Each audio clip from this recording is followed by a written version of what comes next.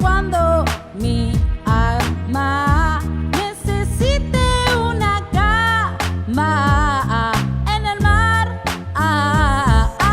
cuando tu karma necesite una almohada en el mar. Cuando comencé a conocerme, a habitarme, a gozarme, ahí me sentí que me pertenecía. Creo que la cocina es lo más ilustrativo, digamos, como disputa de poder dentro de la casa, pero en sí toda la casa es un espacio de disputa, es político. Creo que ya un terreno de por sí es político. Nos gustaría tener una plaza que no tenemos en nuestro barrio. Al lugar que yo voy siempre es al hospital.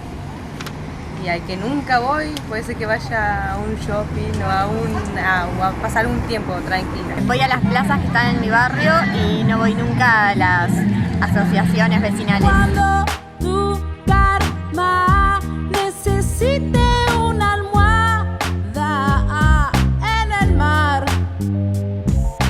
Canta, canta, canta hasta que se te explote la garganta. Canta, canta porque el silencio ya no se aguanta. Yo canto así me la aguanto, a puro motor marítimo que no nos dejen expresar. Sabemos que conoces la zona, que no te olvides de Patagonia porque nos pasa habitualmente que siempre es el NOA y el NEA y acá se necesitan muchas cosas.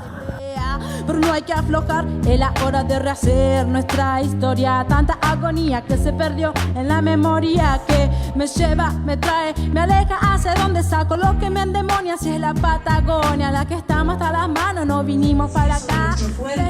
Nuestro cuerpo es nuestro territorio y si nuestro territorio no se respeta, no se respeta nada. Es lo que guardan estas pasajeras que esconden estos paisajes desiertos, leyendas que lleva y trae el viento. Tantas crudencias, tantas vivencias, en Chubut se respira resistencia. Cuando mi alma